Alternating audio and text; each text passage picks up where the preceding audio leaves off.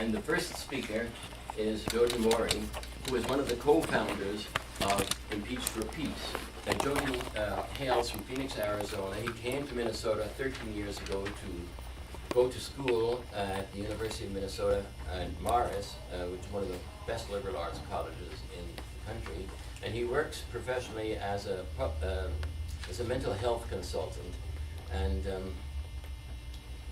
apart from being one of the co-founders of Impeach for Peace, he has appeared on a number of radio programs and on TV talking about impeachment.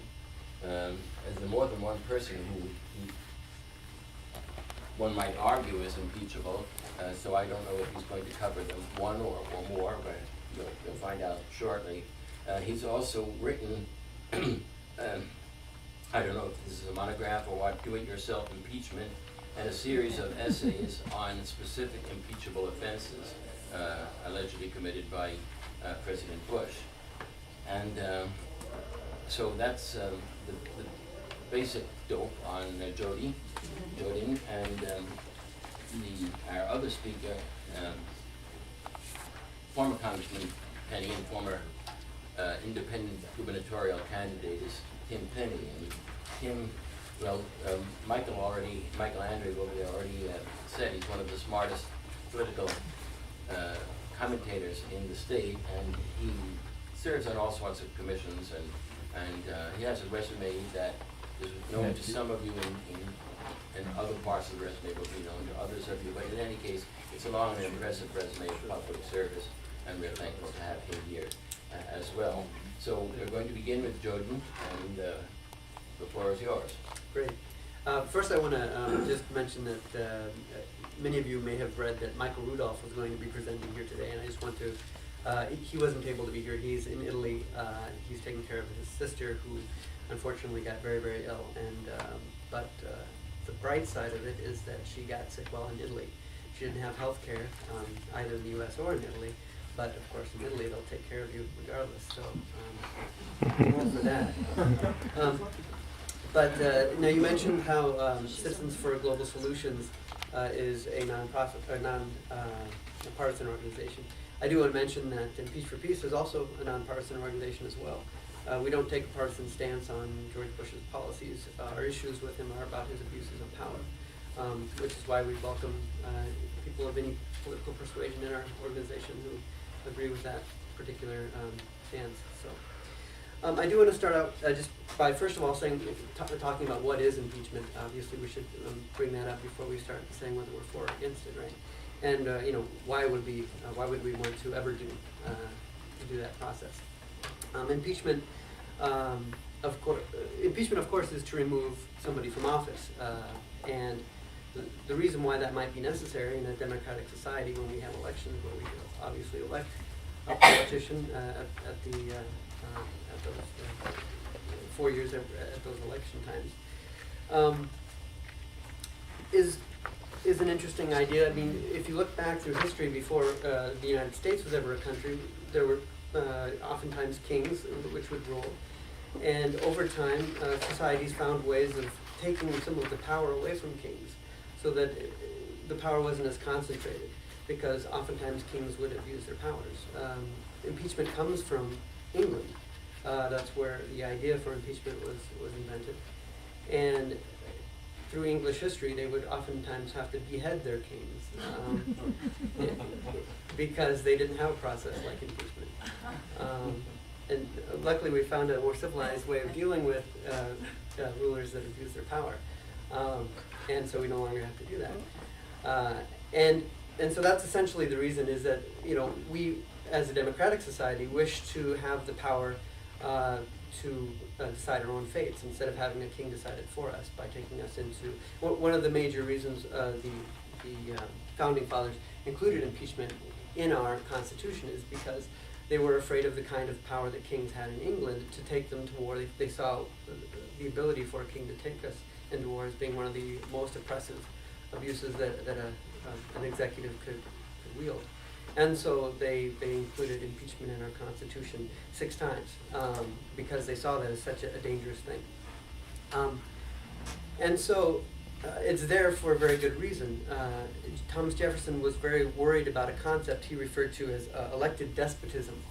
This idea that even if we have only 4 years for each executive, they could still get into office, having told us all these flowery things they say they're going to do for us when they get into office, and then ignore all those completely and abuse their power, take us into wars, unjustified wars and things like that. And they were very worried about that. And so they not only limited a president's the number of years in office to 4 years, but they also said if he abuses his power or her power, then we have the ability to remove them. We don't need to wait for the next election. In fact, and oftentimes we can't afford to wait to the next election, which I would argue would be the case at this point. And pardon me if I reference little cards here that'll help me too.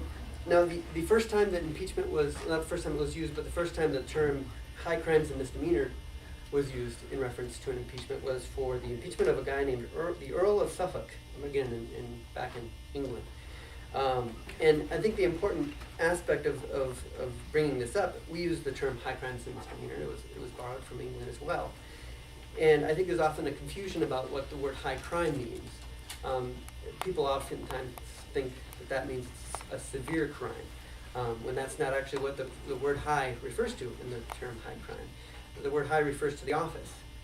It's a crime that is committed by someone in a high office. And the reason why we would ever refer to it as a high crime, and why not just call it a crime, is because there are some crimes that can only be committed by somebody in a high office, because there are powers that only people in those offices have.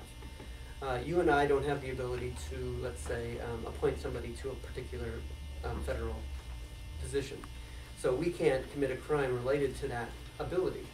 We give, as a matter of voting these people into office, we're entrusting them with certain powers. And when they abuse those particular powers, they're committing a specific kind of crime for which there might not be a criminal statute. And so it's something called a high crime, or misdemeanor. And so the important thing about that is that it's not necessarily something that's illegal as far as in a law book anywhere. They can be impeached for something that is not an illegal thing, but it's an abuse of that power. Much like this Earl of Suffolk, who the two things that he was impeached on was squandering away the public treasury, which I would hope would be illegal, but the other one was procuring offices for persons who were unfit and unworthy of them. Now I would say that our current president is guilty of both of those, high crimes and misdemeanors, in addition to many others. But the second one is not necessarily illegal, but it is certainly an abuse of power. The other thing our founding fathers were concerned about was that we be a country of laws and not of men or women. And what they meant by that was that that the people that we elect into office, that we not have to trust them. I know that sounds odd, but usually when you trust people in a particular office, people who are untrustworthy will seek that office because there's something there to be taken advantage of. And so they made sure there were lots of checks and balances, oversight and transparency, things like this, so that we wouldn't have to trust people, but we could trust the laws to make sure those people were either doing the right thing or were held accountable for not doing the right thing. And they were very adamant about this because, again, of all the corruption and abuses that they dealt with coming over from England. Now, Jefferson has a good quote here. He says, "In questions of power, let no more be said of confidence in man, but bind him down from mischief by the chains of the Constitution." So that's what we're here to discuss today. And much like they developed Parliament to try to control the kings in England, our founding fathers developed the House of Representatives and the Senate to be a counterbalance to the president, as well as, of course, the judicial system. But the Congress is interesting in this situation, in that the Congress, especially the House of Representatives, we have the most ability to influence because there are so many of them. And because there are so many of them, there are much fewer of us per individual congressperson. So we each individually have a lot more power with our congressperson than we do with any other major federal official. And so I think that was the reason why our founding fathers put the impeachment power solely in the House. It's the people's house, as I'm sure you've heard that term used before. And so the power to get rid of the executive is very much at our disposal because we have power over a representative, a person who would then bring forward the impeachment resolution. So the point is that impeachment can very much be a tool of the people through the people's house. And I think that's very, very important. Now, each one of the House members, as well as every civil officer, including Ralph Remington behind me, takes an oath to uphold the Constitution, to defend it. And Ralph recently has come out in favor of impeachment, and thank you very much for that, by the way. And I believe that if the representatives of this country believe that Bush has, if they suspect that he has committed impeachable offenses, it is their duty to initiate the impeachment process because of this oath. And again, our founding fathers felt that they needed to do that because, again, the dangers that we dealt with, or they dealt with coming over from England. But they really needed to make sure, let's put impeachment in the Constitution, let's make sure the impeachment is in the House, and let's make sure that they all take an oath, to defend the Constitution because of the dangers of a runaway executive.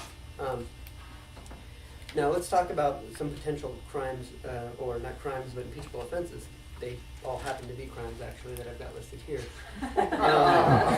Now, there are plenty more crimes that I could list, and I'm just going to mention some of the major ones. And I'm not going to go into detail because I don't think anyone in this room, even Tim Penny, probably believes that Bush is free from potential impeachable offenses, and so I don't know that debating that point is very useful.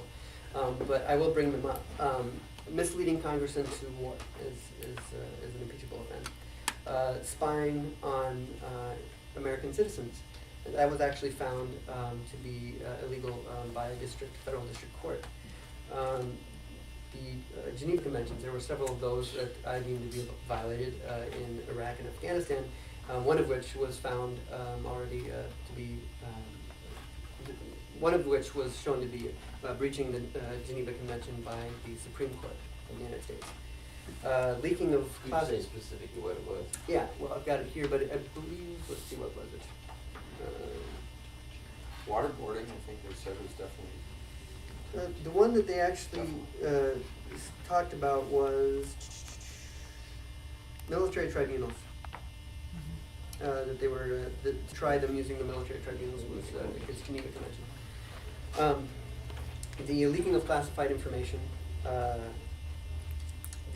use of signing statements on duly passed congressional legislation. The what? Signing statements. And the freezing of bank accounts and the abridging of the freedom of assembly that was found, they were found to be breaking the law there regarding, it was a federal district court in that case. And then the detention of American citizens was also found to be not legal by one of the federal district courts. And I can't overemphasize enough the fact that federal courts have already ruled on some of these things. And the fact that they have means that this should be, as Bush would put it, a cakewalk. These are actual courts that have already taken the evidence and looked at them, and these are federal judges who have determined these things.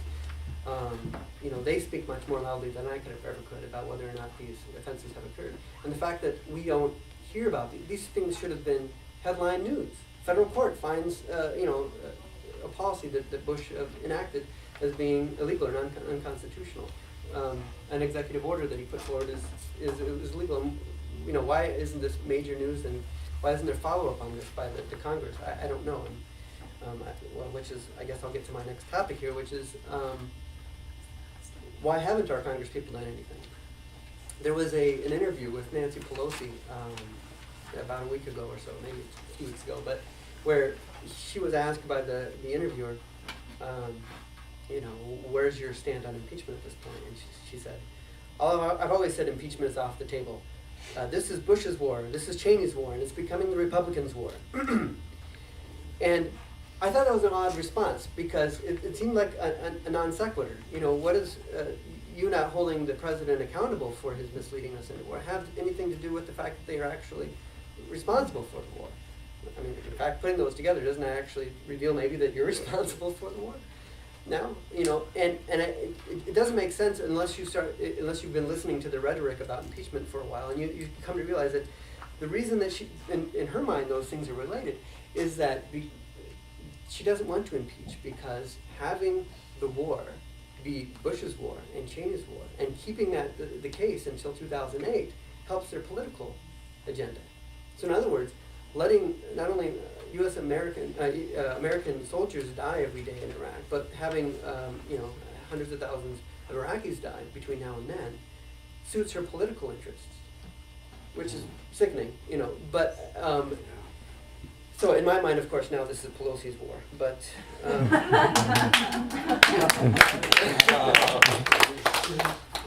But the other thing they'll say is it's not politically feasible. Well, actually, I'm going to get back to that in a moment. But first, I want to mention how one other argument they mention is that this is divisive. Well, impeachment is divisive. We want to all get along, right? The Republicans have been doing pretty well, unfortunately. Well, okay, we're not partisan. I am, though. But the Republicans have been doing fairly well for the last, 16 years or however long they've had the Congress. And I've never seen them worry about being divisive. They seem quite willing to be divisive. And they've done quite well by it. And I've never understood the idea that politics shouldn't be divisive, because we are a diverse society, and we have different ideas, and I think it's healthy in a democracy to debate those ideas, and even lively debates on those ideas. I think that's a wonderful thing. I would rather have a divisive democracy than a unified oligarchy. When you have a king in charge and the king is telling you that certain speech is restricted, that's a pretty unified environment. But I like this environment. I like the divisive environment where we can figure some things out by talking about them. So I don't have any problem with. And the other thing I think is funny about the idea of it being divisive is that you never hear a court say, we're not going to try this case against this this guy who did armed robbery. That'd be kind of divisive. Can't we look forward and just let bygones be bygones? We don't do that because it's the court's responsibility to try that person. Much like the House is not just given the responsibility of passing law, but they're given the responsibility of overseeing the presidency and the executive branch. It's their responsibility, much like it's a court's responsibility to prosecute people. And if they fail to prosecute the president, it's a dereliction of duty. It's not a matter of whether it's divisive. They took an oath of office to do this. So, anyway, that's that part. And I do have one quote from Jefferson about this kind of idea about whether or not we should have a divisive society, which is, what country can preserve its liberties if its rulers are not warned from time to time that its people preserve the spirit of resistance? So that's our responsibility, to be divisive. If it means that's what we need to do to hold a president accountable for dragging us into a war with Iraq. Now, as far as political feasibility, you'll hear politicians say that, what if we were to initiate impeachment and it didn't go all the way through the Senate, and it didn't get voted through the Senate, and we wouldn't remove him? That would be a failed impeachment. We wouldn't want to do that, right? Look at this. Well, I have a whole host of what they would call failed impeachments through history that I can go through here, that had first of all, I believe they had a corrective aspect to them, that conducting those impeachments held accountable those executives and reminded people of the responsibility of an executive. Because part of what impeachment is informing people of what's going on at the top and what should be going on at the top, and maybe revitalizing the democracy and getting people active again, and hey, pay attention, something's happening wrong at the top. It's very important, regardless of whether it gets all the way to the point of removing a president. In fact, no president has ever been removed from impeachment. But I would say that impeachment has been a very valuable tool through our history, regardless. Well, one president was removed because he was facing the threat of imminent impeachment. Well, he removed himself. Right. He was removed. We'll take that. Forced to remove him. Right. Yeah, it did It's force him semantics, to. but it worked. Yeah. And the other thing is, I'm about to go through a list of how impeachment has helped politically the parties that pursued them. But and while I think that it's sickening that we should even have to be paying attention to that, because we should be doing the right thing regardless of whether your party will suffer about it, our country will suffer if you don't. But because it's a political reality, I feel the need to falsify that idea as well. Now President Tyler, in 1843, he was taken out by the Whig Party. The Whig Party pursued impeachment. They later became the Republican Party. And as a result, their party had 10% more representatives in the House subsequently. And again, as we go through president by president, I'll say that the reason that is because they're showing strength. Even if the impeachment pursuit was folly, was for reasons that we wouldn't agree with. When you show strength in a political environment, that tends to make people say, "Hey, I'm behind you. You know, you're strong. You're a strong leader." And the Democrats haven't been doing that recently. But then there was President Johnson in 1868. Again, the Republicans pursued him for impeachment and subsequently won the presidency by a landslide, actually. Let's see, we've got Truman in 1952. Again, the Republicans pursued Truman. You'll notice Republicans tend to be the ones who pursue impeachment. 7 out of 9 of the historical cases have been Republicans.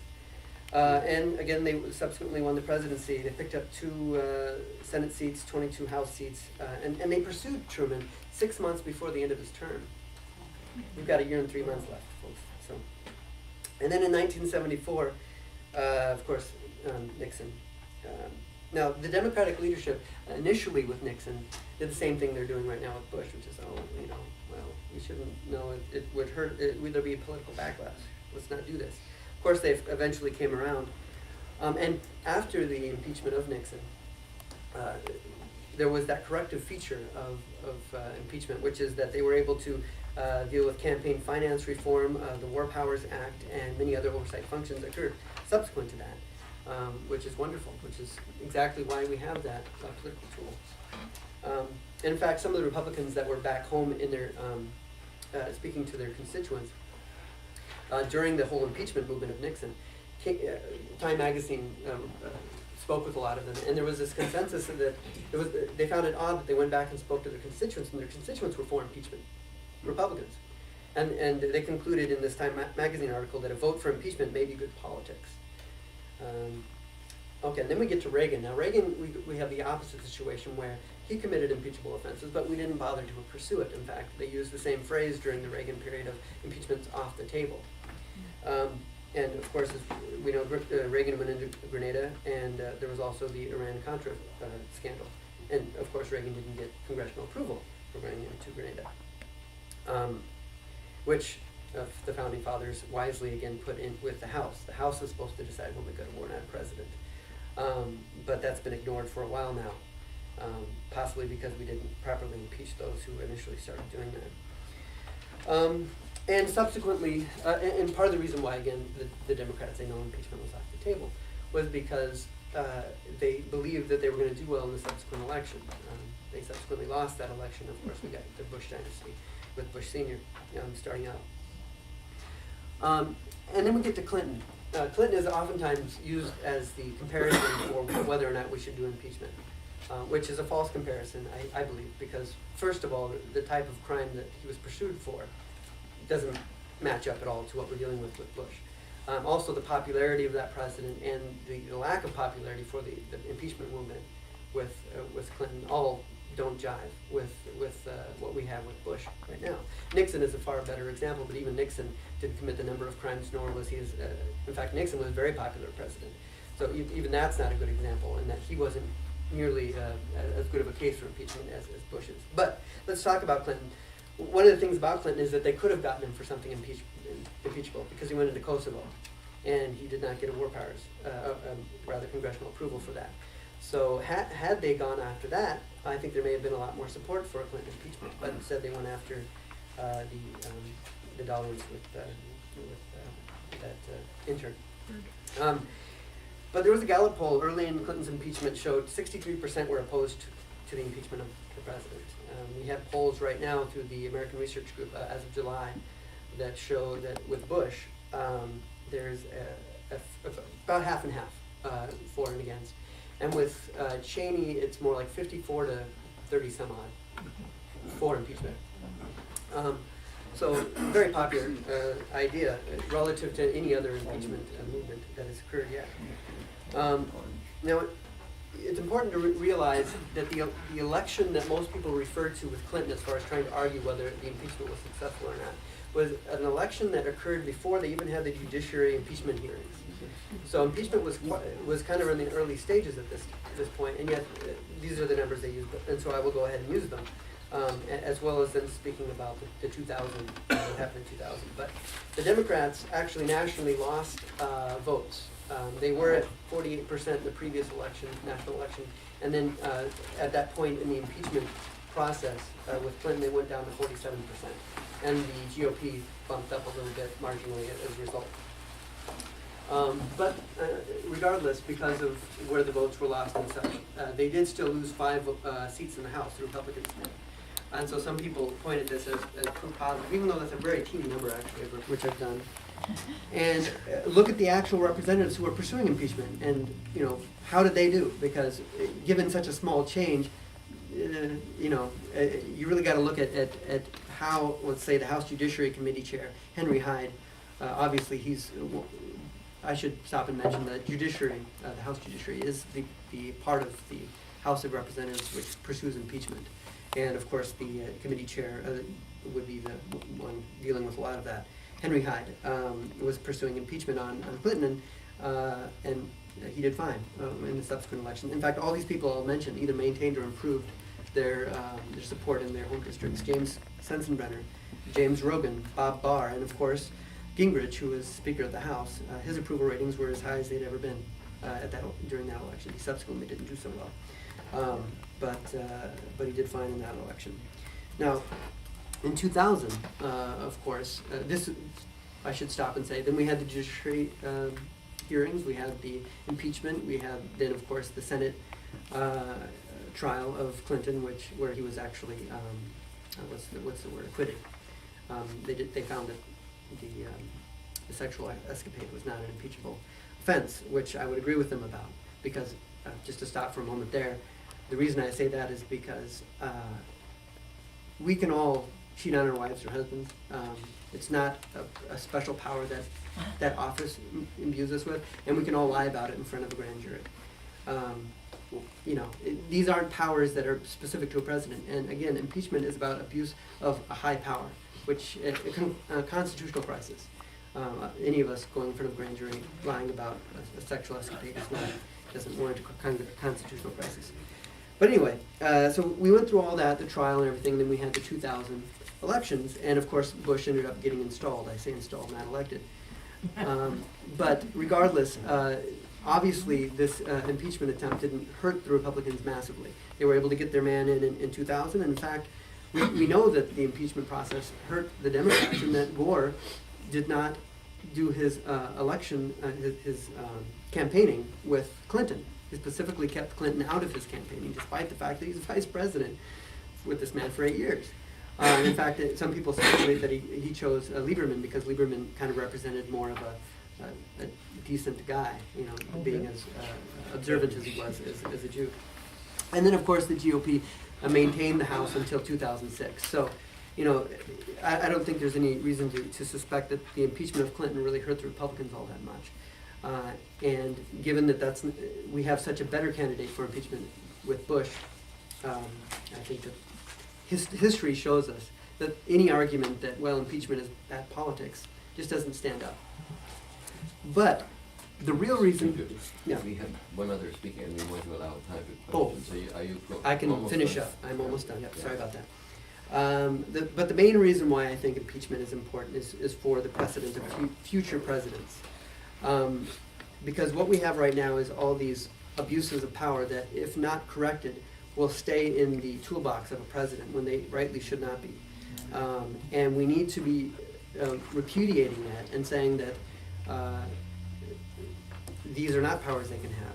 And unless we impeach him, then it's going to be a lot harder for a complicit Congress to admit their mistakes and change it further down the line. So, that's all. Okay, but now before we hear from Tim Penny, I want to say there is a sign-up sheet going around. I don't know where it is right now. Actually, there are 2 going around. If you are new to this group, if you're not getting our notices, please put your name and other material and other contact information down there. If you already know who you are, don't bother, because it will just create extra work for us. So do have that going around. And Lee, you were passing out these newsletters. I have some more. I don't know if you ran out or not, but if you don't have a newsletter, we can get that. And now we can hear from Tim Penny, who has already been introduced for the latecomers. Yep. Is it all right to stand? You can I've stand been- however you're I'm from comfortable. southern Minnesota, and I've been on the road, and that's a lot of time in the car, so I'd rather stand. I didn't know there was a fair vote meeting tonight. Yeah. I found out at the end of the day. I was saying the councilman and I are both active in the fair vote work here in Minnesota, supporters of instant runoff voting, and so I think it just bears referencing that, because it demonstrates that in a country like ours, you can come together on some issues and differ on other issues. And this is one where the councilman and I would differ. I also wanted to ask the question, why me? You know, I do live in southern Minnesota. When I represented Minnesota in Congress, it was from the southeastern corner of the state. And I'm not a Republican. I used to be a Democrat. I'm now an independent. But I have never been a Republican. So I certainly don't come to the anti-impeachment position based on any political connection. I didn't even vote for this president, which is not to say that I voted for the Democratic candidates, because I differ with him on a whole range of issues, and yet I thought that since the call came to me, I don't know who you called first, but you finally at some point called me, presuming that I must be an anti-impeachment person, because I don't know that I've ever spoken on this issue publicly. I thought, well, why not? I like to go to the Twin Cities once in a while. And I had a friend that I met for dinner prior to the event, and so here I am. I'm glad you started with what is the process, because we created this process in order to deal with a high level of abuse in the highest office of our land, or the highest offices of our land, because impeachment could be brought against other high-ranking officials as well. And we did spell out treason, bribery, high crimes and misdemeanors.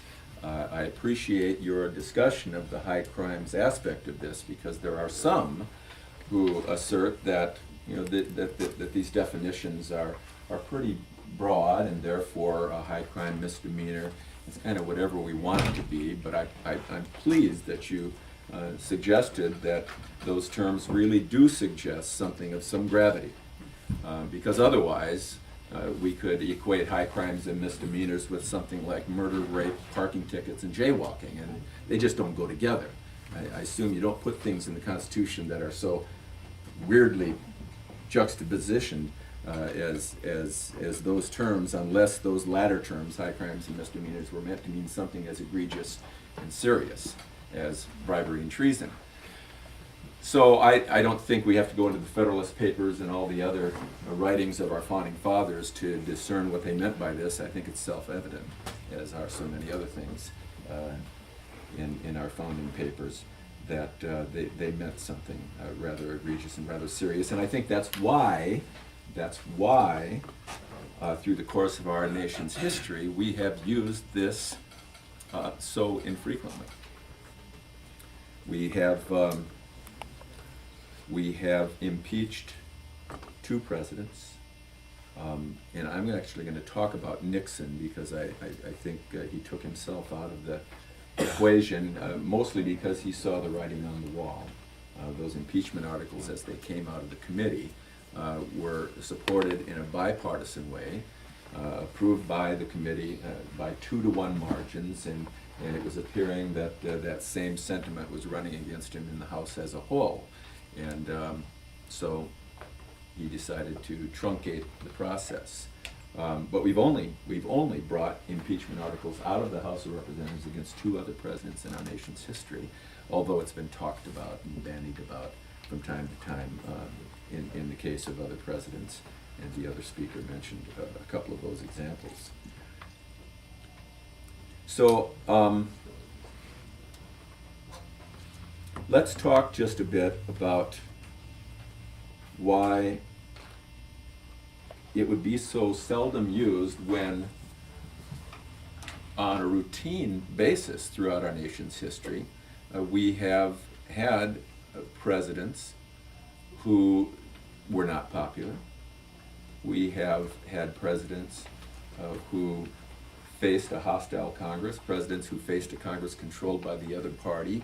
And if we were to use this power, this mechanism, simply because we disagreed with a president's policy, even disagreed with his conduct in effectuating that policy, we'd be using this a lot more often.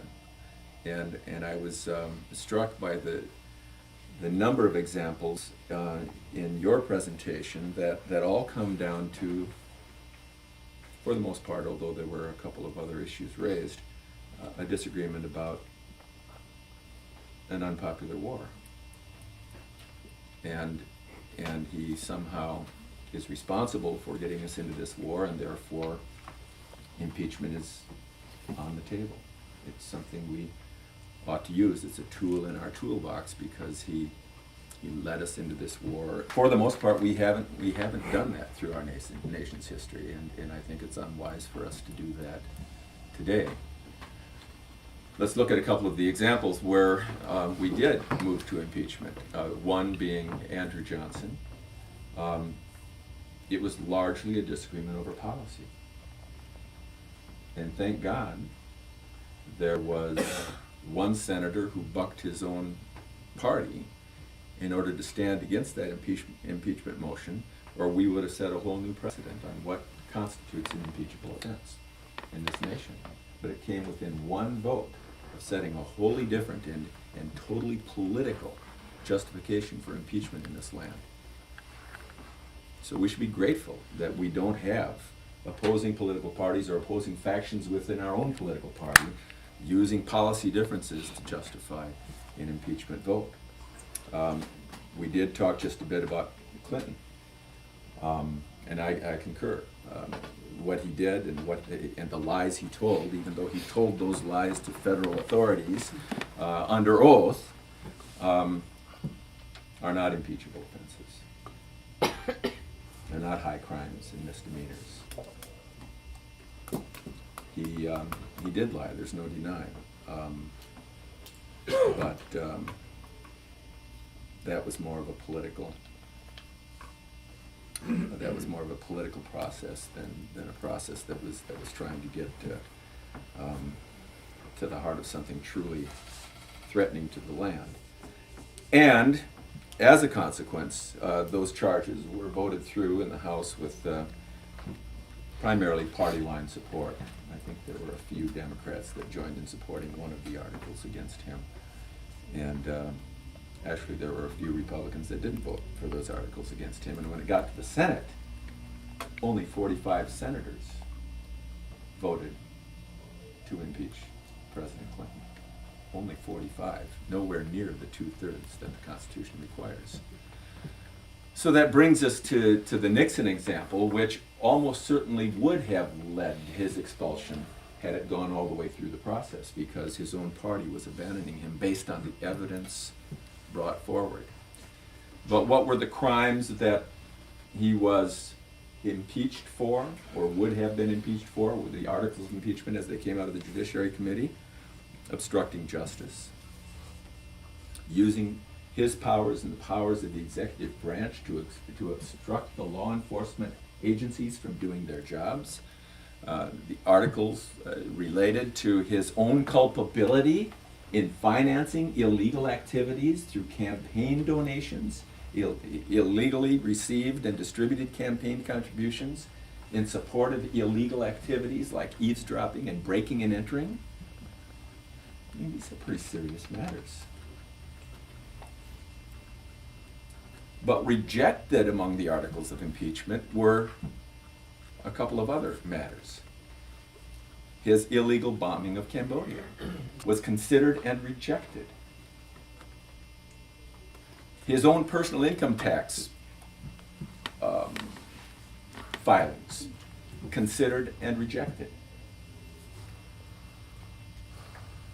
So the articles that were advanced were articles that dealt with very serious matters, very serious abuses of his power, abuses that either perpetuated crimes or covered up crimes. But the other stuff, the policy stuff on the war, were rejected as a justification or a reason for impeachment. So that then brings us to how does all that compare to the current circumstance? In this case, on all the issues you've raised, the evidence is pretty murky and it's almost all tied to policy differences. He lied to get us into the war. Well, Congress voted an authorization. You can say they didn't authorize war. I served in Congress 12 years. These folks knew what they were authorizing. They can mealy-mouth it any way they want today, but when they voted on this, they knew what they were authorizing. And they looked at the same intelligence data. And they talked themselves, maybe they lied to themselves, but they talked themselves into believing the same conclusions that were being told to them by the administration. He lied to Congress? Well, if so, they lied to themselves because they had the same data and they chose to believe it and they voted accordingly. And subsequently, they don't have to vote a dime for this war and they continue to do so. If I were an attorney, which I am not, and I were helping make the case against impeachment in the Judiciary Committee or on the floor of the House or on the floor of the Senate, I would use all that evidence of support for the war to say, how can you say that he lied us into war when on vote after vote after vote, first to authorize and then to fund and then to fund and then to fund again, you've all supported this, or at least a majority of you have. You can't hold it against him unless the rest of you are willing to forsake your jobs. This illegal eavesdropping and all the rest, here again, Congress is culpable. There is a Patriot Act. And whether you agree or disagree with the degree of fidelity to the oversight and other provisions within that Patriot Act, or whether you, fundamentally, that law approved by the Congress is what then led to those activities. And if it has been disputed, there are ways other than impeachment to handle those disputes. Congress, and I could go down the litany of other charges that have been made as to why he should be impeached, but in almost every case, there is a murkiness here.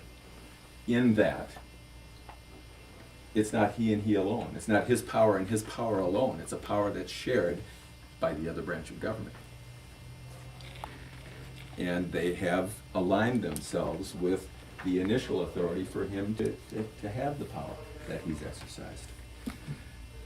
Next, this really should be a last resort. It really should be, and I think by and large throughout our nation's history, and thankfully throughout our nation's history, it has been treated as a last resort. And it's a last resort because we do have so many other remedies that we can apply before we ever have to get to this point. And especially in a case where a lot of it seems to stem from policy differences, they are these congressional hearings to draw to light the lies, and we've had those.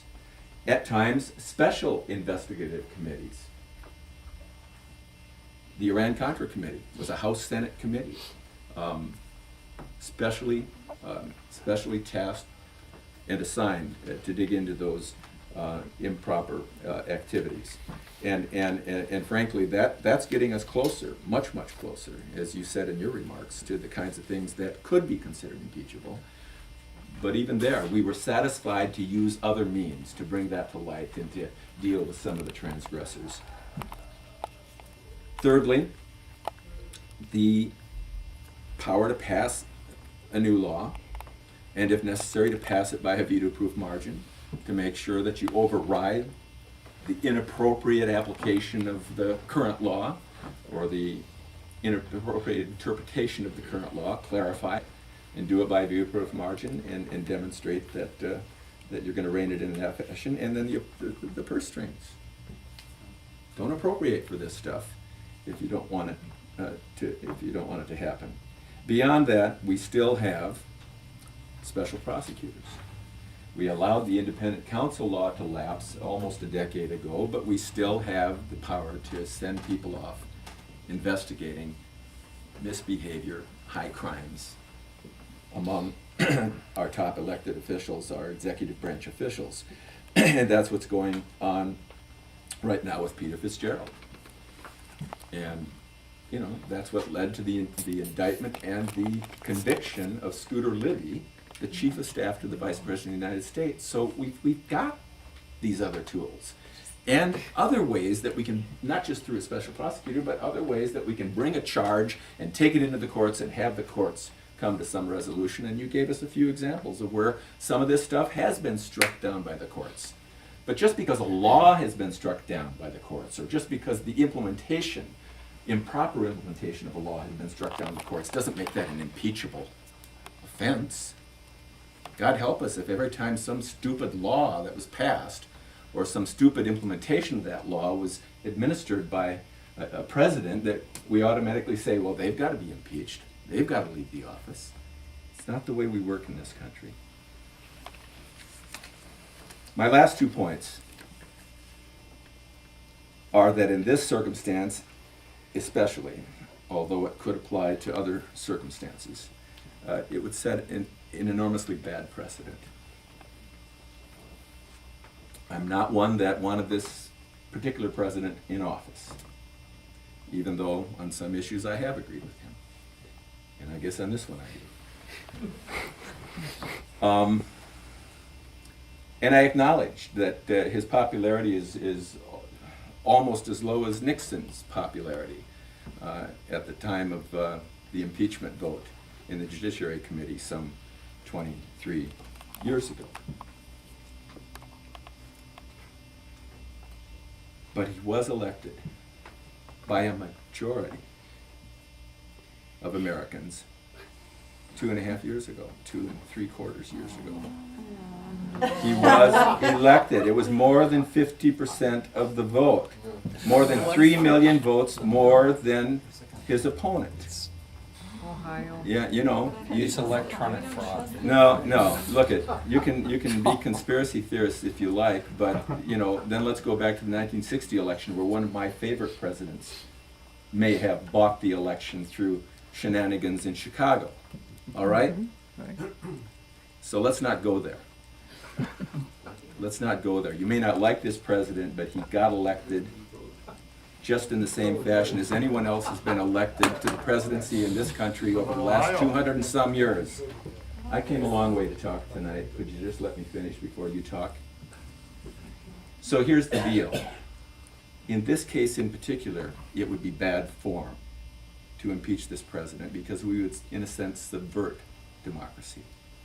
Because you can't impeach Bush without impeaching Cheney. It's hand in glove. One is as guilty as the other if you believe they are guilty. And if they both must go, then who's the president? Nancy Pelosi, a Democrat elected by 1/435th of the United States electorate.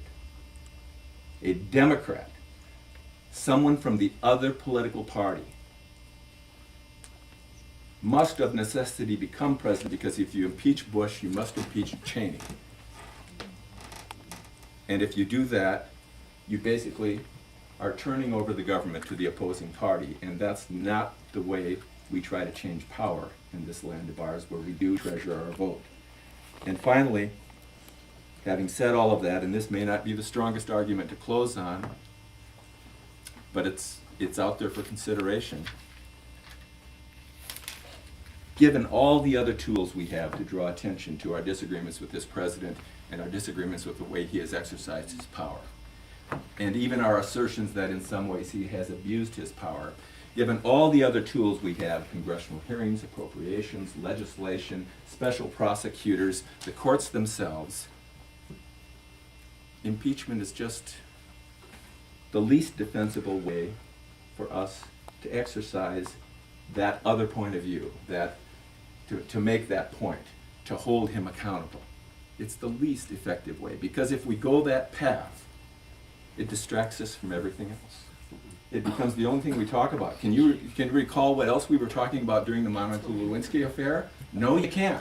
And it would be the same thing now when we're in the midst of a war, whether we like it or not, when we're in the midst of a war, when we have Children's Health Initiative hanging fire in Congress, when we have all these other issues facing us as a nation, not to mention an underfunded infrastructure because we have bridges falling down, we distract ourselves on an impeachment process that will not lead to an impeachment. Because unlike Nixon, where his party was abandoning him, there's no indication that you would get anything other than a party line vote on this issue out of the U.S. House. If you could even get that, and with Speaker Pelosi saying that it's off the table, why would you think you'd even get it out of committee?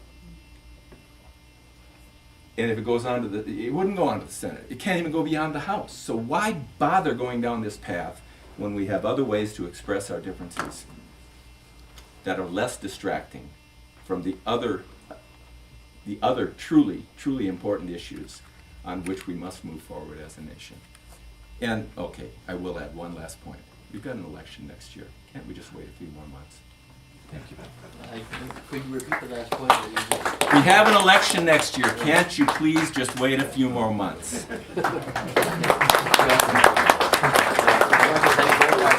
I'm tempted in one, this lady. And pardon me if I don't know your names. I do know a fair number of you. I guess it's more a comment, and it's about this idea that we would be talking about impeachment. I think that's exactly what this country needs, is to be talking openly about the abuses that have been committed, to be talking to each other about what it is that rules in this land, which is the Constitution. And you might plead for a few more months. It's 15 months at $720 million a day, 2.4 American lives, and uncounted, literally uncounted Iraqi lives. That is not a few months. If you're in the middle of Baghdad, that is not a few months. And we can't afford to. The $720 million a day we spend in Iraq. Impeachment has come way too late. Okay, if there are comments, I won't rule comments out of order, but I will ask people to keep their comments short because there will be a lot of them. The lady in the back, and then you next. I'll try to give it to this lady in the corner. Tim, I want to thank you because you brought up, you were able to explain parts of the reasoning that I'm understanding is actually going on in Congress together better than I've heard it, and thank you for that. I don't necessarily, I'll totally agree with it, but I understand better because it's between a rock and a hard place really, seriously, and it's just not, unfortunately, the cards aren't there to make it move forward, which I think is true. My concern, though, is that thing about holding people accountable through these other means. The things that upset me deeply, besides Iraq and all that, are torture. I'm sorry, that we cannot hold this man accountable after he leaves office. Right. This is the only opportunity that we can tell the world that we will hold these people accountable for such a gross violation of human rights. The other thing is the obstruction of justice with the issue of pushing Ashcroft when he's in the hospital to get him to sign this these things. That to me is an obstruction of justice, and I'm not sure we will ever see the light day on those issues because that system has been so infiltrated. My other point is about Cheney, as I feel this has actually been his, he's been working on this since Nixon left office. So I'm concerned about that we really set the table here. I don't know if you've got any response about the torture thing. I'd be curious. Are we taking 2 questions and then responses, or how do you can run this? respond How do you to run that. this show, Joe? No, you can respond right after anyone speaks. Oh, okay, okay. I didn't know that you wanted a response or not, but, Yeah, but you you said you just had a wanted- comment, had a question. Yeah. Well, you know, I think the response to your point is that, first of all, as we know, and he acknowledged it, that Pelosi isn't gonna go there, so impeachment is not a way to end the war. And so if that's your real goal in all of this, find another means, because there are other means. You've got a majority from the other party in control of Congress. They don't have to fund this war one day longer, you know, and if they can't gin up the courage to vote against war funding, then they're never gonna go the direction of impeachment. So there are other means, and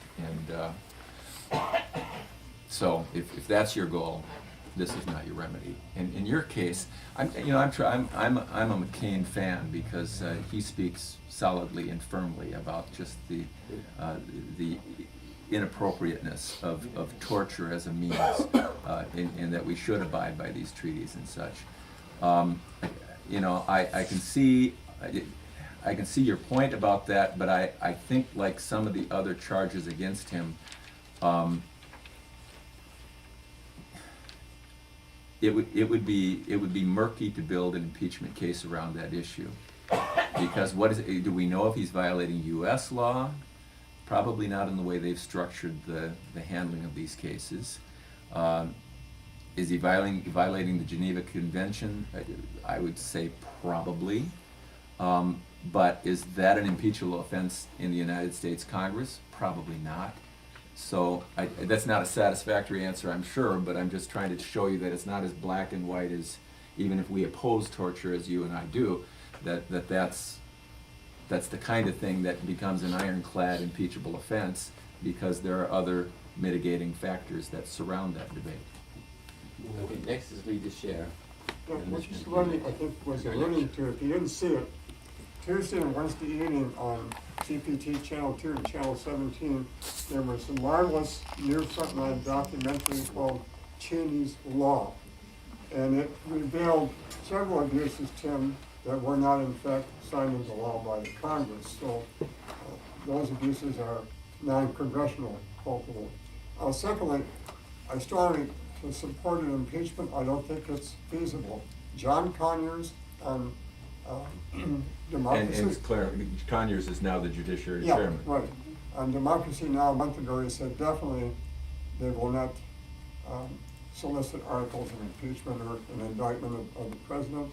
Secondly, there isn't enough time. There's such a swath of potential abuses on which you can be indicted. It might take a whole year just to go through those.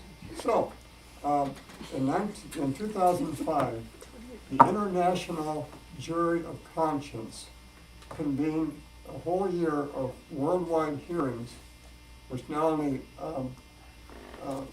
looked at the culpability of the president and vice president, but at the Congress, the media like the New York Times and Miss Miller, the military, and they convened in Ankara,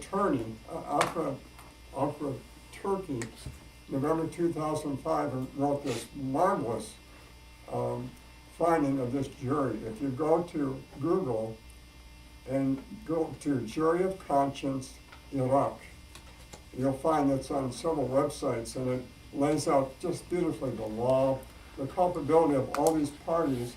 And so I think all these parties are in fact culpable, just not the president and vice president. And we can do something on that order on a national basis, so several hearings, jurists and so forth, and take care of a whole bunch of them. If I could respond, at least the timing of this. We don't have a historical precedent of impeachment taking a long time. In fact, Nixon's impeachment before he resigned was a matter of 3 months, one day shy of 3 months. And with Clinton, he was impeached after 2 months. Now, true, if we wanted to take every single impeachable offense that Bush has committed and go through all of them, with a fine-tooth comb, we'd be here for 200 years. But we need not do that. There's enough ironclad, open-shut cases, especially, again, since we have court cases showing that he did break these laws, that we need not go through that long of a process. But I also wanted to respond as far as there being maybe other things we can do possibly to hold the administration accountable other than actually doing what the Constitution mandates us to do. I'm just going to read a quote by Jefferson. "When once a republic is corrupted, there is no possibility of remedying any of the growing evils, but by removing the corruption and restoring its lost principles. Every other correction is either useless or a new evil." That's all. Okay, now, this gentleman and then the gentleman in the back. I'm trying to do There's a this in lady the order back- in which I there's a see lady the back hands. here. So you're next. Okay, two quick ones. If we can't do the impeachment, what about treason? And if not treason, what about war crimes? Yeah, definitely. Well, you're talking about having, going after them with criminal offenses. That's correct. Well, you can't go after a sitting president with Well, with then a after crime he gets out of until office. after he's out of office, right. Then you,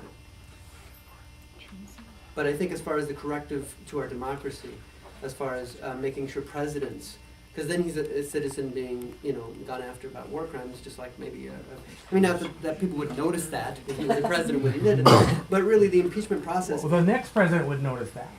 Well, I think the next president would notice it more if it became a public president being impeached. I mean, that's the fact that has as much public, it's going to be on the news in the newspapers, like you mentioned, all the newspapers all the time, and I see that as a wonderful thing. I don't see it as a distraction. Actually, I see it as so we're distracted from S-chip, which gets vetoed. So we're distracted from all these policies that supposedly the Congress, the House passed in the first 100 hours that got caught up in the Senate, and it's not going anywhere. And even if it does go past the Senate, it'll get vetoed. So yeah, let's distract us from spinning our wheels for a while so we can fix the car. Just a quick follow. If he was prosecuted under treason after he's out of office and he's found guilty during war, could we put him in front of a firing squad? I don't know the answer. Amen! All right, I'm for nonviolence. gentleman in the back. Tim, I agree with your comments and statements there that it's probably not going to work to go through a impeachment process that's going to be long drawn out and probably won't accomplish anything. But over the last even decade, things that bother me throughout our government, it seems to get to be higher and higher levels of disgust that I have, that there's no real point where you say that's enough, and it just keeps getting worse and worse, and I'm considering what the long-term solution is, because to me it seems like it's getting worse all the time, that there's one offense or one thing that I'm upset with, and the next day there's a new one that's even worse yet that I just throw my hands up in disgust. And I guess a parallel question would be to the other gentleman that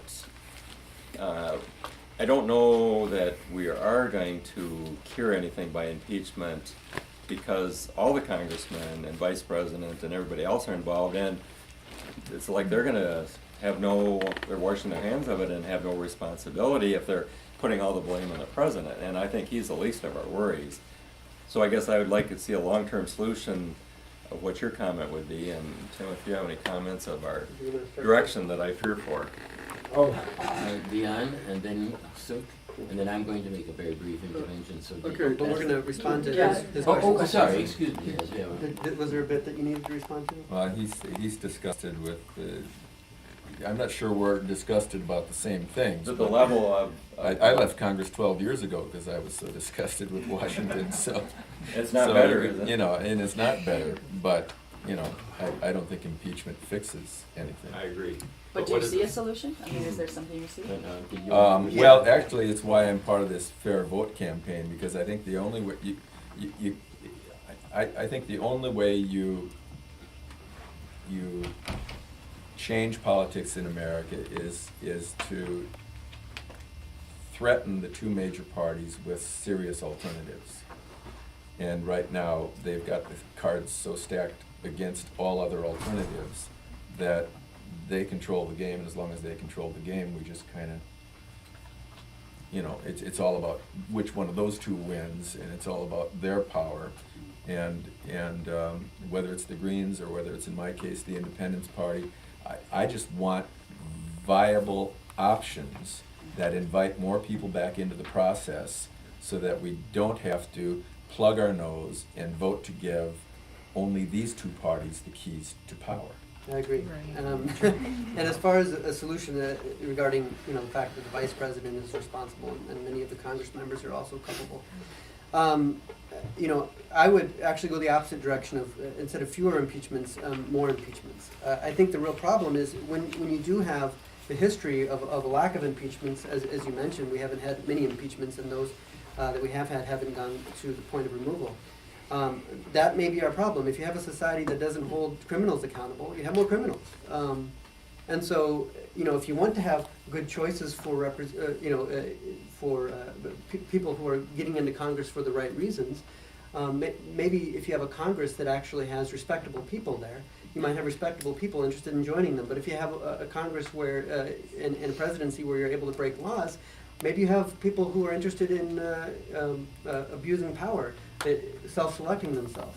But we need to get back to a point where we actually have decent Congress people and a decent president and vice president. And maybe if we hold enough of them accountable, people who are interested in going after power for power's sake, maybe don't want a presidency where the power has been stripped from it, as it should be. We have too much power in the presidency, especially since now they can go off to war without ever being held accountable by a Congress. So I say, impeach the president, impeach the vice president. Don't vote for any representative that fails to before impeachment, and keep doing that until we get some people in there that are decent and are willing to uphold their oath of office and do the right thing.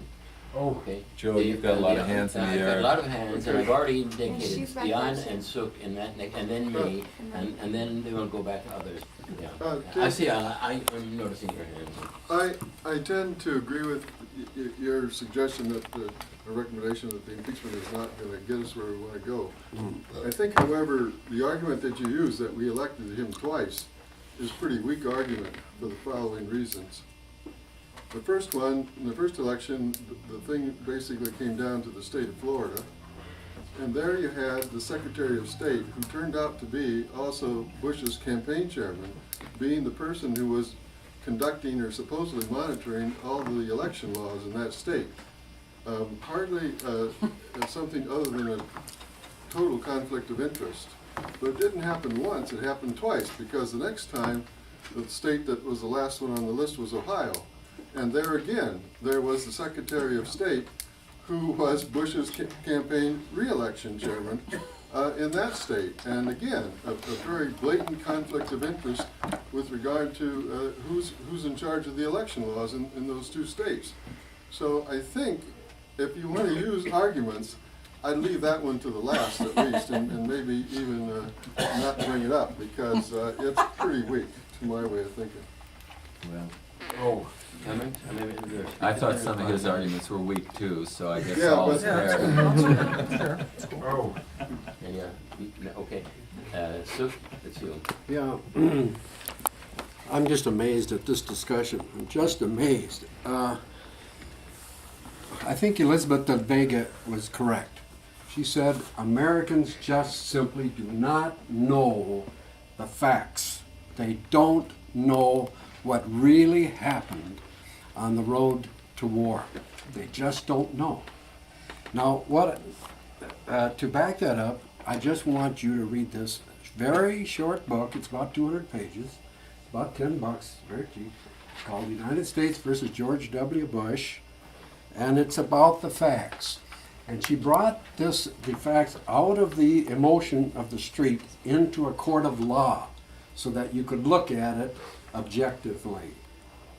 Now, Elizabeth de Vega is not just an individual like you and me.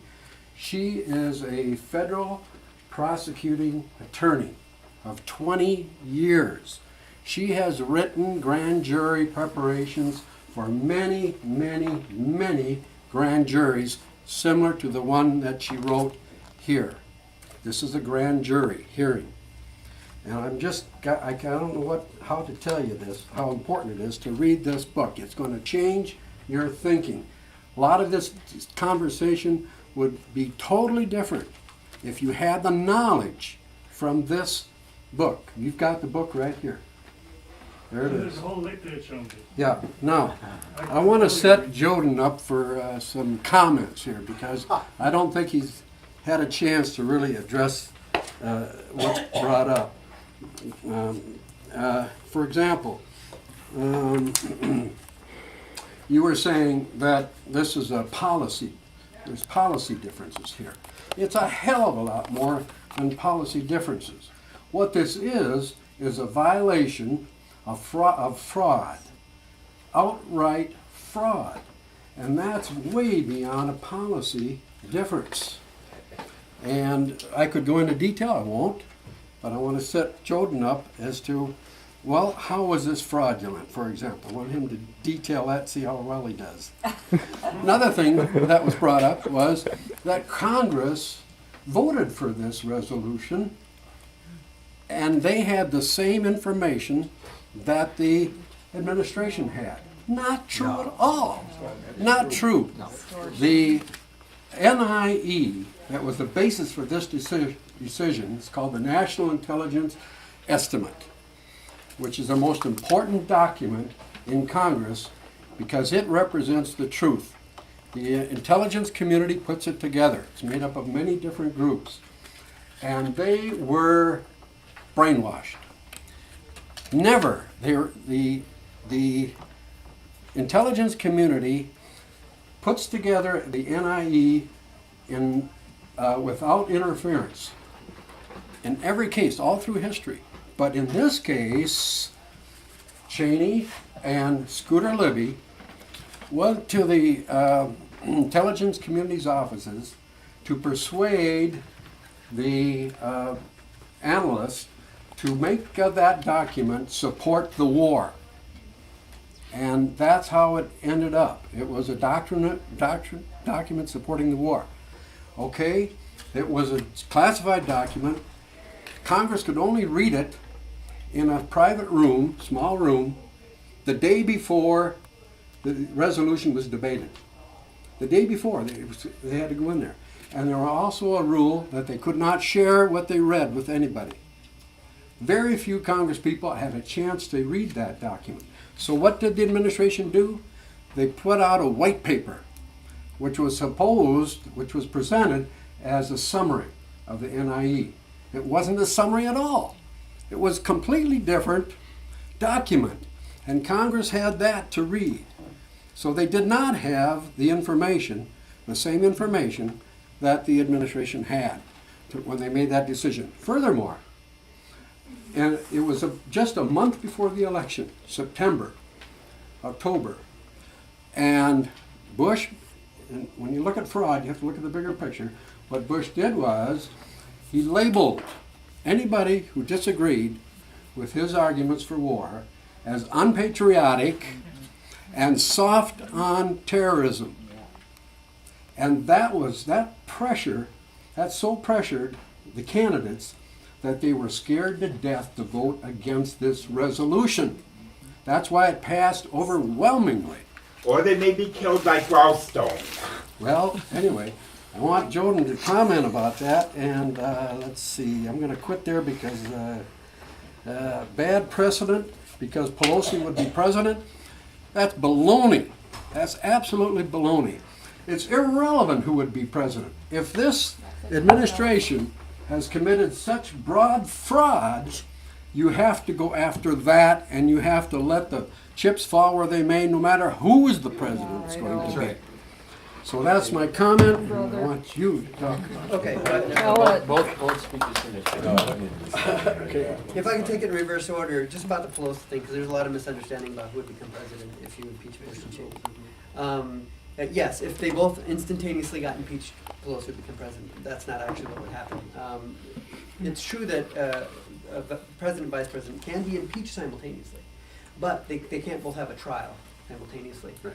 And so what would happen is, a most likely situation, is similar to what happened back with Nixon, is that they were very afraid that, what's the dude's name, vice president? Agnew. They were afraid Agnew would become president. He resigned before then. He resigned because they found out some dirt on it. So they got rid of Agnew, and the reason they did that is that they wanted to clear the way for impeaching Nixon. And so they installed a different Republican in there, one that they could deal with, and so that was similar to what would happen here. Obviously, the impeach Cheney movement is the one that's spearheading all this. And so they would get rid of Cheney first, right? And so he would end up going through a trial. Now, during that trial, the Republicans and the Democrats would, okay, who can we get in there, you know, because they have to get it, there's a nomination and he has to be approved, right? And so they would most likely, for the sake of not getting Pelosi in, because the thing is, it wouldn't be for, the Democrats wouldn't want that either because of the way it would look. So I think the Democrats and Republicans would get together, get rid of Cheney, install a different vice president, one that people could deal with, kind of moderate person, just like they did with Nixon. They got Ford was kind of moderate in there. And then they would go after Bush. So the reality of what would happen at that point is very complex. I doubt very seriously that even Pelosi wouldn't want to become president through that method, because she would seem complicit and like she was going after the presidency. But about... Can I interject there before you respond? Is there,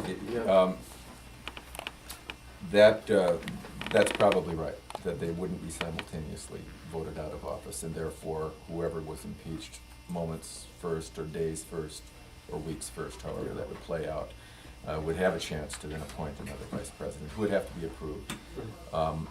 But that's also a bad precedent. You know, I don't much like the fact that back in the 1970s we had an unelected person in the White House. But we do now. Well,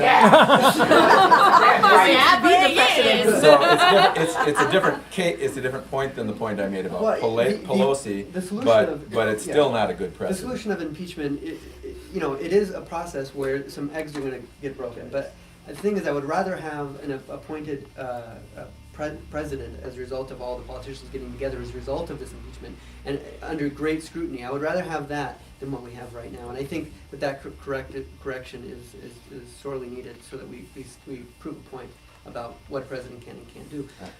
But to respond to the other matter, yeah, I could go on all day about not only, you know, because I've got this huge report that I wrote way back when about all that stuff. And it shows very clearly not only that he intentionally misled Congress and the American people, but he did it repeatedly and bald-facedly. And there were plenty of things he knew about, like the uranium, for instance. Plenty of people told him about the uranium being forgeries prior to him giving his speech in front of Congress. The Department of Defense, the CIA, ambassadors, 2 of them that he sent off to learn about this, and the Congress did not know about this. And had they known about it, it would have been a completely different story. So there's plenty of things in here. The Downing Street memos, where it was shown that in England he was in a meeting with Blair when he was still telling the American public months after, oh, we haven't made a decision. He was in England making deals with Blair that they were going to go to war, and saying the people that were in the room were saying that the facts were being fitted around the evidence. I would just urge you to read another book, Presidential Leadership by Michael Beschloss, and read about FDR. Maybe he needed to be impeached too. I said I was going to make a comment, and it sort of follows up on what Suk said about lies. I think Congress did not have the same facts, and I'm persuaded, as Suk is, that is simply a misrepresentation of the facts. But the American public were lied to too, and the international community were lied to. Everybody, many people here will remember the virtuoso performance of Colin Powell, a man who was an honorable soldier whom everybody trusted, before the UN. And here on this photograph, we know that this is, and on this photograph we have that, and it was all baloney. I mean, you know, about where the weapons of mass destruction are. But I'm sure a great many people listening to Colin Powell says, here's a man of great integrity. We believe him. Congress will believe it. And yes, I'm sure a lot of Congress people did lie to themselves, and they were craven, and I don't exonerate a single one of them. But they didn't have the same facts. And the public didn't, and the international community didn't, because we manufactured evidence to favor a decision that had already been made. And I really shouldn't have done that, because it's really your forum, and You don't have a gavel, but we understand the power of the convener. And then you. Okay. I took an oath back in '83 to marry my late wife, Shannon Fox. We have 3 beautiful children, and I swore on her deathbed that I would defend my children to my last breath. if we have 5 senses, do we not have 6 or maybe 7 senses? How do animals know when storms are coming? Did we not have that gut instinct in all of our hearts when all of these shenanigans happened? I felt it. My family thought I was crazy. And you know what? They still do. And I tell them, how could this duplicity in this government, Mr. Penny, with all due respect, Mr. Penny, how could we be so hoodwinked into all of the shenanigans that's happened here? I guarantee you, if I had this floor for 5 minutes, I could come up with 45 impeachable offenses. But we're not going there tonight. You know, when I made that oath, I said I would defend my children, their honor, her honor, my parents' parents, her parents' parents. And I got to tell you, what's happened in this administration is well above high treason. With all due respect to your intellect, to your governmental process, sir, you're a brilliant man. And I'm glad you're here tonight from your long drive. But I'll tell you, I will stay with my children till my last breath. I will stay with all of us tonight. And I will tell you one thing. How can we be a man or a woman or a child if impeachment is not how we will be evaluated 200, 300, 400, 500 years from now? It is above board, and we should impeach tonight.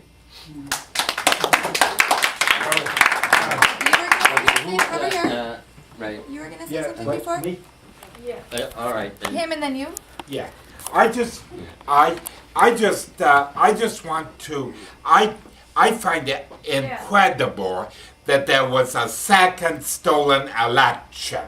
Second one. After Florida, they should have done everything to make sure that that election was in 2004 was squeaky clean. There was warnings before the election that it could be stolen, and Ohio was mentioned. Okay. If we do not impeach, do not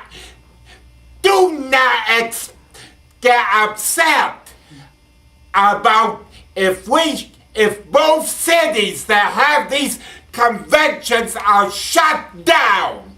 Do not have another Chicago 8 trial, or you're going to make things worse.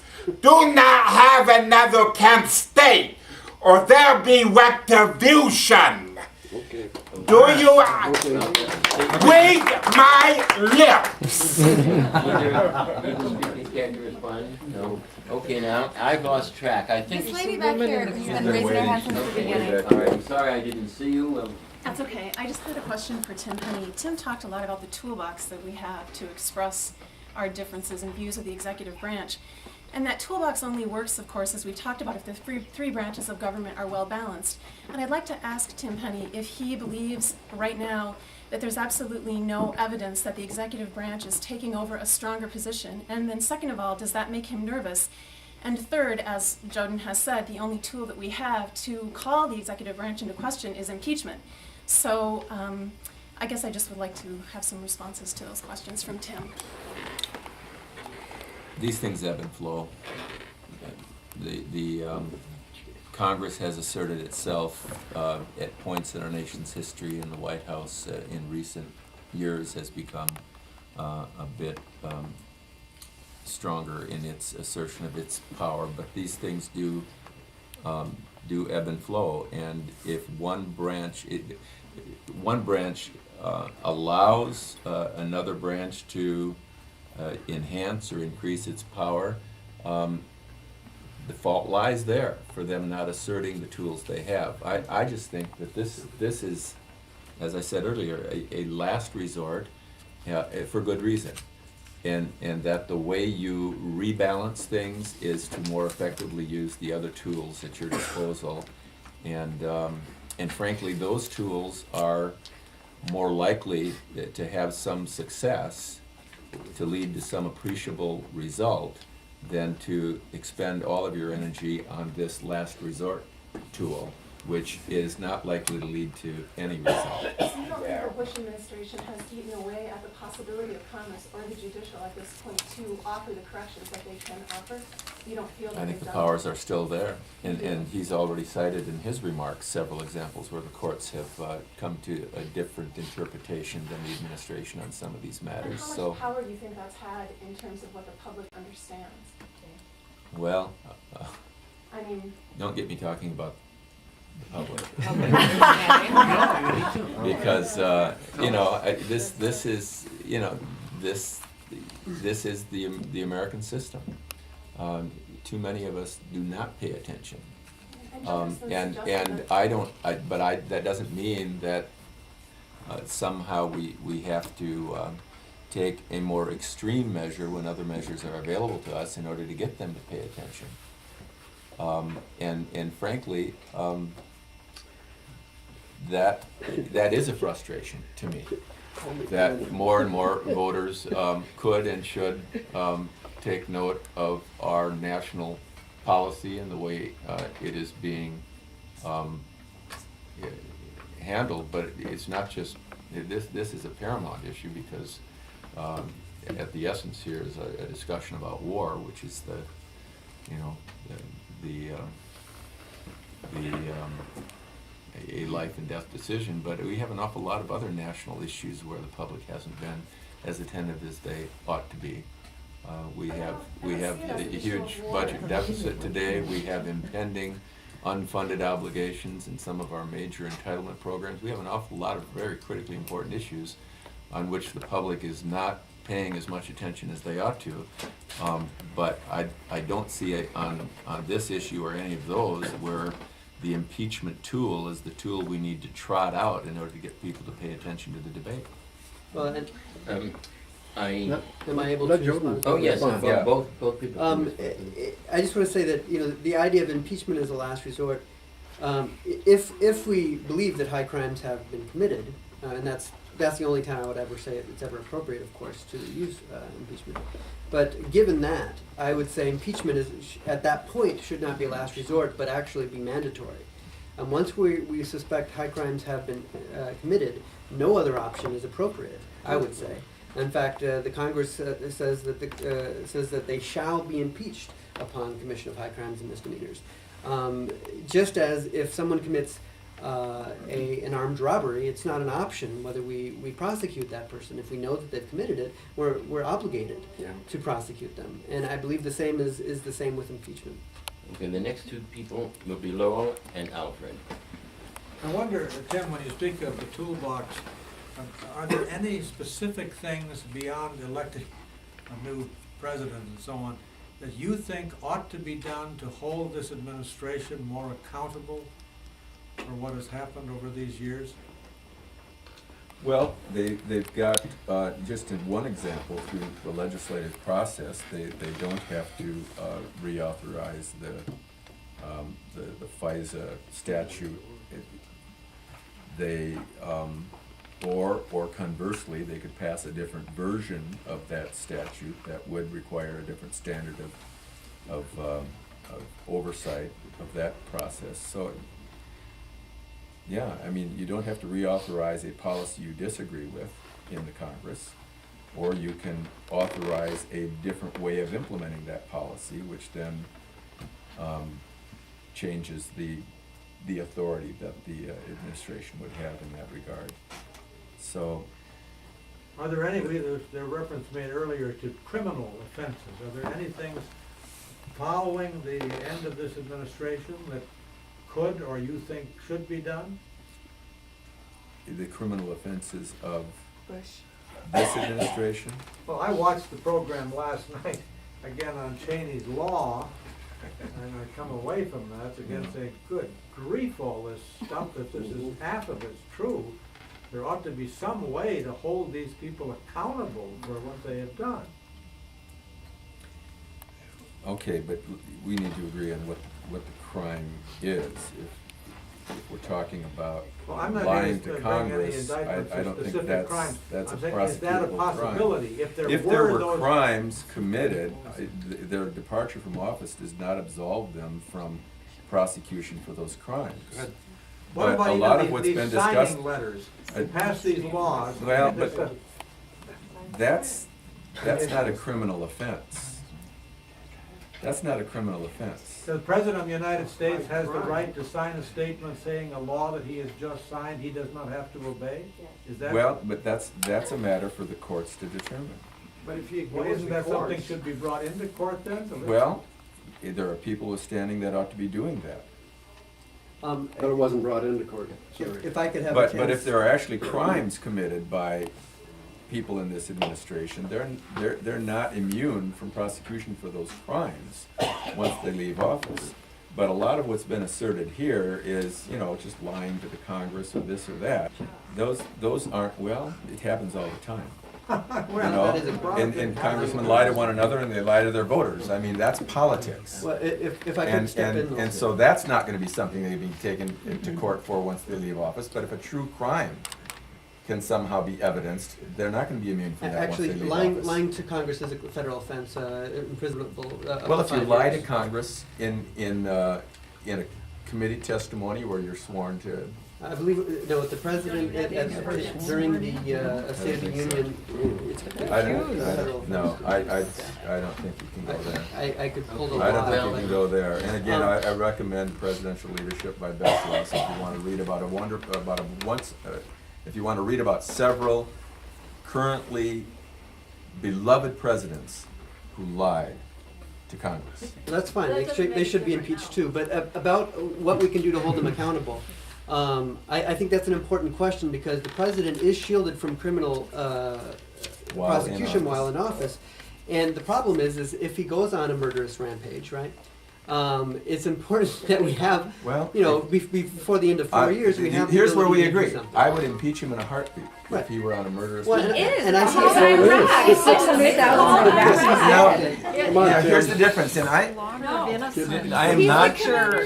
I am not belittling the loss of life in that nation, but it is not Bush and Bush alone that is killing those people. It's a whole bunch of people. It's American policy that is being carried forward, and the Congress is complicit in this along with the president, and so.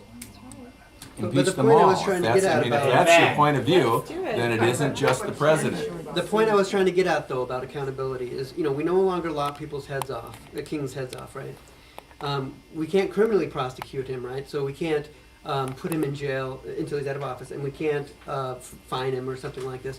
So really, we have to leave him be free, right, to be president. And so really, you're right that as far as accountability, there is no accountability short of impeachment. I mean, you can drag him in to testify if this Congress had the cojones to actually do that, but they don't seem willing, given that they've subpoenaed people, to enforce those subpoenas. So if we're not going to enforce subpoenas, and even if we did, drag him in, he testifies, and he's free to go. What are you going to do with that once you get that testimony? So what? Has that really held him accountable? So he had to talk a little while. The only way to hold him accountable is through impeachment. And then once he's out of office, through impeachment, criminally. And then maybe Okay, the next three speakers are Alfred, and this gentleman, and this lady. I want to be very short, but I'm very thankful for this discussion. Yes. Because I have to admit that I'm an immigrant. In 1965 I became a citizen, and I'm here because the United States was fighting in Europe. But what I see now, it's a different country. In 2003 I participated in a discussion with lawyers, and I asked about impeachment, and the lawyer said yes, 2003, there is enough to impeach. And then the second year, the third year, and then I have been told, well, we cannot, it's political. I agree, it's political. It's highly political. The Supreme Court is political. And that's at the base of our trouble. Because in our system, the Supreme Court should be judicial, but it's political. So why do these guys sit in judgment of somebody who nominates them? Every student in every law school in this country will flunk the test. So that's our base, and all that followed was just a corollary. The whole discussion now tells me that we are in deep trouble, and it's about time that somebody does something. And of course, the people have to do it. I agree with you for that. Here's the book. Okay, Why do responses? people hate America? No response, all right, go ahead, Laura. Yeah, I think the biggest problem here is that Americans have lost their backbone. Yes. We have no backbone, and I'm a member of the DFL, and the DFL has no backbone. Yes. Amen. The Republican Party has no backbone, but they sure got a lot of guts, and they know how to use it, and they know how to get in our face, and we know how to roll over. And usually the independents are usually Republicans that are afraid to come out of the closet. I'm not saying that's Tim Penny, because I don't think that it is. But that's usually what the independent party usually is.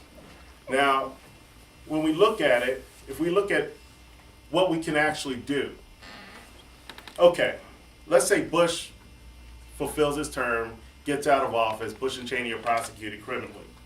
In an America where no one has a backbone, what happens? The next president, be they Democrat or Republican, will pardon them. Just like Libby. They'll be done. We're afraid to let the system work. We're afraid to let the Constitution work. So if Pelosi became the president of the United States, that's what the United States Constitution says should be done. If we have a problem with that, then we need to talk about it. But that's what the Constitution says, so we obey the Constitution. Not up for us to debate what percentage of the population voted Pelosi in. That's what the Constitution of the United States says, and that's what we need to go by. So the first thing that we need to do is Americans need to get a backbone. We need to get representatives that have backbone. When we send people to Washington, they need to have a backbone. Down at City Hall, they need to get a backbone. That's what needs to happen. Let's get them impeached. Because what we have is too many in our branches of government. Once you get in, people think that it's a club. These are my colleagues. And we're all in a club. And so we're going to act collegial. And that means I'm not going to say anything to piss you off, because if I do say something to piss you off, then you're not going to be there for me when I need to get some stuff passed. That's right. And if I make you look bad, then you're not going to be there when I need to get this pothole filled or a bridge built or whatever. That's right. And so that's the way it goes. The system is broken. We need to get out in the streets, forget our comfortable lives, and tear some stuff down. Whatever that is, in whatever way or fashion you want to do that. But that's what needs to happen. We need to get a backbone. I'll respond. Just that I wholeheartly agree, I must say. And I think part of the problem is that we as a populace have failed, have increasingly or decreasingly been involved in politics, or paying attention to politics, or felt that we could do anything about politics. I think in the 60s there was a lot of different feeling in the air. And I think if our representatives start to fear what we have to say, because they hear from us so much, and we're so active, and they fear us more than they fear what their colleagues might think if they happen to, if they were to take the right stand on particular issues, I think that our country would be a lot better off. Okay. The ward finders. Tim, do you want to say something? Oh, no, fine. I thought it was a statement, so I'm... Okay, now this lady has been very patient. To go on with what this gentleman said, what can I do? What specifically, when I leave here tonight, what can I do? I've already called my congressman, already called my senator, so I've made that step. But what more can I do? I want to know specifically what I can do. asked. Well, that was a great feed-in, because I was being pressured to comment on these little flyers I have here. We are attempting at the moment to get the Minneapolis City Council to pass a resolution to call on Congress to impeach Bush and Cheney, and we have flyers with the different council members listed and their contact information. So please contact them regarding that. But I'm already there. He's already there.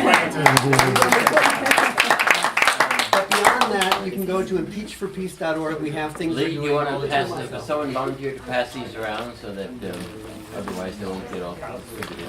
All right. I'm looking at the clock. and we normally try to Well, this break call up. to action probably, even though it was for the other side of the debate, is probably the best place to close the meeting anyway. All right, I will close the meeting formally, but I have one more announcement to make, if I may, and that is what our next third Thursday, we've been going about 5 years, as I said, but for the first time, the third Thursday Global Issues Forum will be on a Wednesday. Thanksgiving. No, it isn't, it will, yeah, actually, it would be, there would be a conflict there, but the reason is that it's Professor Harlan Smith who teaches every Thursday. He's a remarkable man. He's 93 years old and never stopped teaching.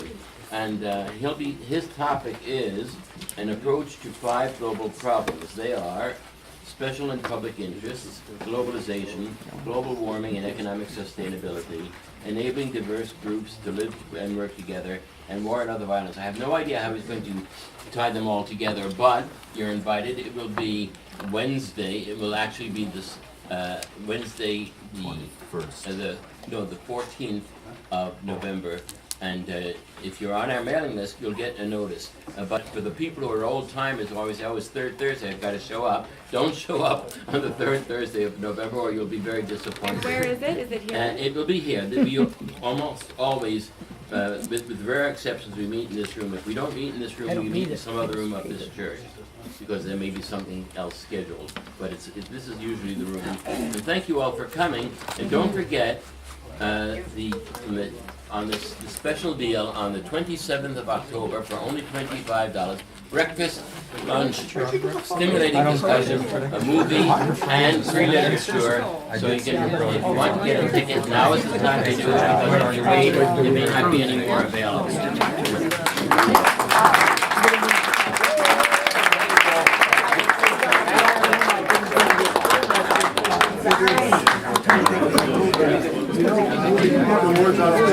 Good.